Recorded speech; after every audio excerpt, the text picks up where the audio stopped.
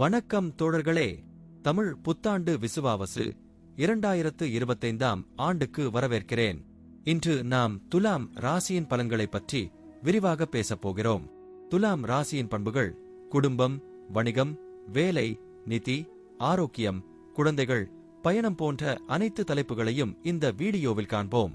துலாம் ராசியில் ராகு 5வது இல்லத்திலும், கேது 11வது இல்லத்திலும், குரு 9வது இல்லத்திலும், சனி 6வது இல்லத்திலும் இருக்கும் நிலையில் என்ன பலன்கள் கிடைக்கும் என்பதை பார்ப்போம்.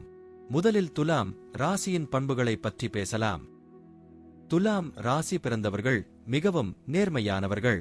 இவர்களுக்கு நீதி மற்றும் சமத்துவம் மீது அதிக ஆர்வம் உண்டு. கலை மற்றும் அழகியல் துறைகளில் இவர்களுக்கு அதிக ஈடுபாடு உள்ளது. துலாம் ராசியினர் சமூகத்தில் மிகவும் பிரபலமானவர்களாக இருப்பார்கள். இவர்களின் சிந்தனை திறன் மிகவும் கூர்மையானது. இவர்கள் எப்போதும் புதிய யோசனைகளுடன் முன்னேறுவார்கள். 2025 ஆண்டில் துலாம் ராசியினரின் குடும்ப வாழ்க்கை மிகவும் சிறப்பாக இருக்கும். குடும்பத்தில் மகிழ்ச்சியும் அமைதியும் நிலவும். ராகு 5வது இல்லத்தில் இருப்பதால் குழந்தைகளுடனான உறவு மிகவும் நல்லதாக இருக்கும். குடும்பத்தில் புதிய மகிழ்ச்சிகரமான நிகழ்வுகள் நடைபெறும். குடும்ப உறுப்பினர்களுக்கு இடையே அன்பும் பாசமும் அதிகரிக்கும். வணிகத்துறையில் துலாம் ராசியினருக்கு 2025 ஆண்டு மிகவும் சாதகமானது. கேது 11வது இல்லத்தில் இருப்பதால் வணிகத்தில் புதிய வாய்ப்புகள் கிடைக்கும். புதிய கூட்டுப்பணிகள் மூலம் நல்ல லாபம் கிடைக்கும். வணிகத்தில் முன்னேற்றம் காண்பதற்கு அனைத்து வசதிகளும் உருவாகும். இருப்பினும் சனி 6வது இல்லத்தில் இருப்பதால் போட்டியாளர்களிடமிருந்து கவனமாக இருக்க வேண்டும். வேலைத்துறையில் துலாம் ராசியினருக்கு 2025 ஆண்டு மிகவும் சிறப்பாக இருக்கும். குரு 9வது இல்லத்தில் இருப்பதால் வேலையில் முன்னேற்றம் காண்பீர்கள். புதிய பொறுப்புகள் கிடைக்கும்.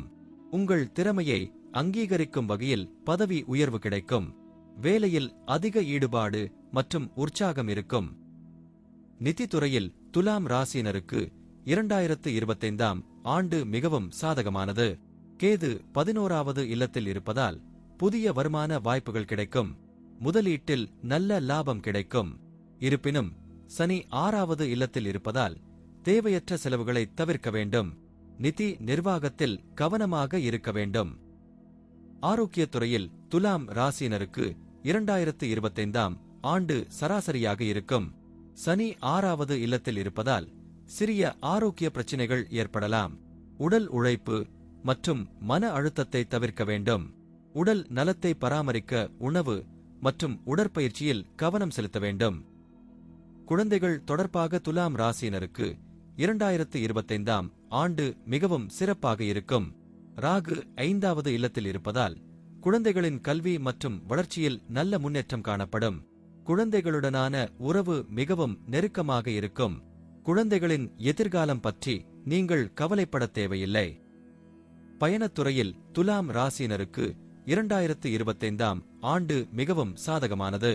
குரு 9வது இல்லத்தில் இருப்பதால் வெளிநாட்டு பயண வாய்ப்புகள் கிடைக்கும். புதிய இடங்களுக்குச் சென்று அனுபவங்களை பெறலாம். பயணத்தின் போது நல்ல மனநிலையுடன் இருப்பீர்கள்.